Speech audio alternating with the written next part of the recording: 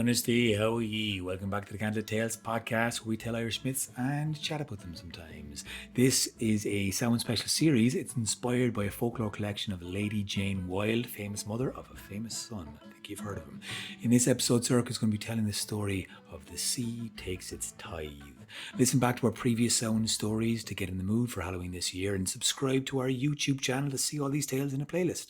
This podcast is brought to you by our supporters on Patreon. You can enjoy them over at patreon.com/candlelit tales to join the Candlelit crew. Check out our website too. It's all brand spanking new. candlelittales.ie to check out our upcoming shows, which we have loads of. So you can find out more details on our upcoming courses on our website too. Our year-long deep dive into Celtic stories, Celtic calendar, Celtic customs, turning the wheel together. It's now open for applications right now. And so too is our crash course in storytelling, Answer the Noble Call. It's now available. You can find out details about those in our show notes right below. Like, comment, share, subscribe, do what you gotta do. But above all, enjoy these stories and hopefully get a chance to tell a few this season. But for now, hey Zorica, tell us a creepy story, will you?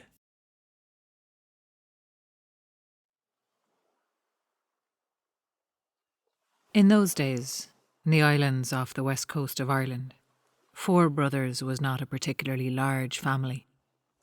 But it seemed large enough for the widow Byrne, for how was she to keep her 4 sons fed and clothed? How was she to keep them going, and herself in one piece? These were the thoughts in her mind when her husband's body washed up, along with the grief for him, the worry for the future. But her darling son Patrick stepped up. He was the apple of his mother's eye, her eldest son, and in truth was the apple of many more eyes than hers. All the maidens on the island sighed after Patrick Byrne, and a few of the married women besides. He was tall, he was strong, he was handsome, and he put out to sea, taking up his father's trade as fisherman, to help his widowed mother, to help his younger brothers, to make sure that they were able to stay in school as long as they could. Now the youngest, the twins, they didn't care so much for school, but the middle, quiet Michael, he had a head for it, and a dream to leave the island someday, to be something other than a fisherman, something more than his father and grandfather before him had been. But tragedy struck the small family again, when Patrick went out one day, against the advice of the elders. See, the breeze was against the tide that day, and that was an ill omen. But Patrick thought that the sky was clear enough. He saw no foul weather coming in, and so he went out himself. For although his fishing kept the wolf from the door, it didn't keep it far, and he couldn't afford to take a day off from the fishing. His body was not washed up on the shore, though. He simply never came back. Of course, it was assumed that he was drowned, for the weather indeed did not stay as clear as it had seemed when he set out. But with no body, well, there were whispers, especially with Patrick so handsome. There were whispers and murmurs. Sometimes the good people, well, they would take people. Not just infants, but young men and young women, especially if they were beautiful. Take them down to their halls for feasting and merrymaking. It was some consolation to Mrs. Byrne that her favoured son might still be alive somewhere, somehow, and maybe merrymaking with the good people was not such a bad way to pass a life, although she missed her son sorely, and those same worries came to plague her. But her 2 youngest, the twins Sean and Dermot, came to their mother, not many days after they'd given up Patrick for lost, and they told her that they were going to take to the sea themselves. They'd only been staying in school to keep Patrick happy. They'd been chafing at it, really. They were eager to get out, to be men. And so she gathered her 3 sons together and she reminded them of what she'd always told them, to keep their eyes on each other, to look out for each other, to look after each other. And she gave her blessing to her youngest sons. Michael made a half-hearted attempt to say that he'd go with them, but they hushed him. They all knew he wanted to stay where he was. They all knew he liked the study. There was a scholar in him, or there would have been. And he confessed then that he hoped, indeed, that he could make the trip over to the mainland, maybe learn to be a teacher himself. But it seemed that whatever luck the family had ever had was gone with lovely Patrick.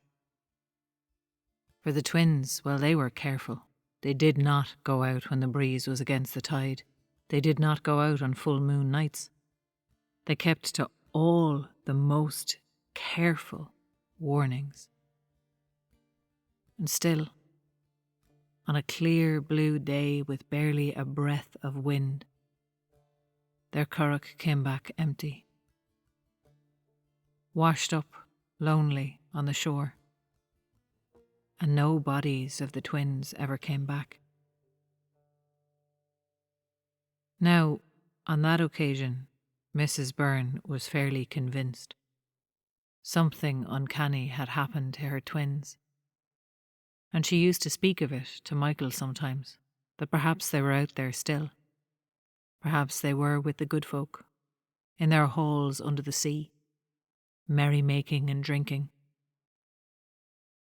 Michael had a bit more of a rational head on his shoulder. He didn't really think that the good folk existed. He didn't really put any mass in these ideas. He wanted to be an educated man, but he could see the writing on the wall. There was no other job for him on the island, and there was no way that he could afford, or his mother could afford, for him to spend the years of study that it would take. And so, he did what he had hoped never to do, and he took to the sea himself. His mother protested. She tried to say that they could make it work, but they both knew that there was realistically only one option for the men on that island, and that was the sea herself. And the sea could be cruel, and the sea could take her tithe, but there was no argument to be made, really, none that lasted. And so Michael became a fisherman. After his brothers had drowned all in the space of 1 year. And he did well enough at it. He was careful, he was studious, he listened to warnings. But one day, when it was coming close to Samhain, he was out on the waters and he was having a bad day, casting his line again and again and drawing it back empty, finding no luck from horizon to horizon. And then he heard a voice over the wind call out to him, "Michael." He looked up and he looked around and he saw 3 men in a boat. They called out, they waved at him, and he rowed his boat over next to theirs, and it was only when he got close that he recognised their faces. For there was Patrick, handsome as ever. There was Sean and Dermot, as alike as ever, twins like peas in a pod, and the 3 of them in the one navogue. Well, he was thunderstruck, and he was shocked, mouth agape. Here was every superstition that he'd dismissed looking full at him. And they called out to him. And Patrick said, "Cast your line that way, brother." And when he did as he was told, not thinking to do anything else, Michael felt a tug on the line straight away, pulled in a fine fat fish. And Sean laughed and Dermot winked, and they guided him all that way, all through that day. Cast your line here and cast your line there. But then he realised, slowly, that he could not see the shore anymore. They were farther out than he'd come before. Am I to be taken too? Michael asked his brothers, and he saw the glance that they exchanged. And Patrick said, "No, Michael. They don't want you. But we'll guide you home now. Just follow us. Follow us back to the shore, stick close to the boat. And as you land, make sure there's no one about." And Sean added, "And as you land, Michael, don't look at us. Take your eye off us." So Michael rowed. He followed their boat close to the shore. He did just as he'd been told. Took his eye off them and looked up and down the coast to make sure there was no one else there. And when he turned around to thank them, to say farewell, to ask if there was any way he could bring them back, well, they were gone. There was not a ripple on the water to show where they ever had been. Michael ran back to his mother, spilled out the story, tripping over his words as they tumbled out of him, and he saw her eyes light up. And she looked to the door then, and she said, "And Michael, did you do as I've always told you? You kept your eye on your brothers?" Michael said, "No. No, Mammy, they told me to look away."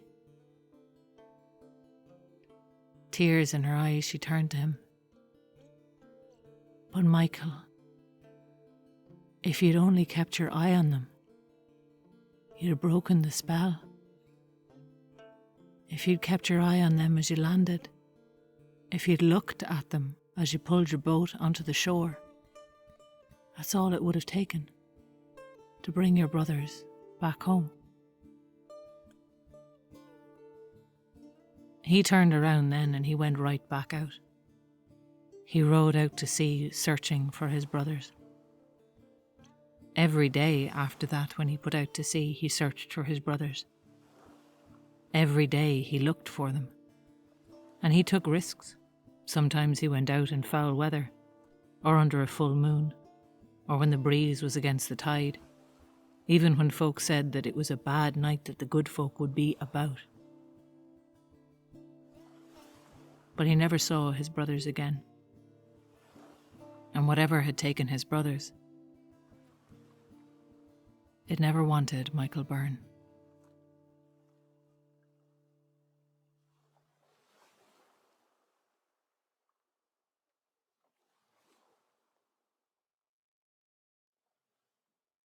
Exciting news, we wrote our first book. People always ask us what book to start with and where to even begin with Irish mythology. That's not just Irish. Celtic mythology covers Scottish, Irish and Welsh, and it's beautifully illustrated. It's available online, and it will spark your love affair with these tales.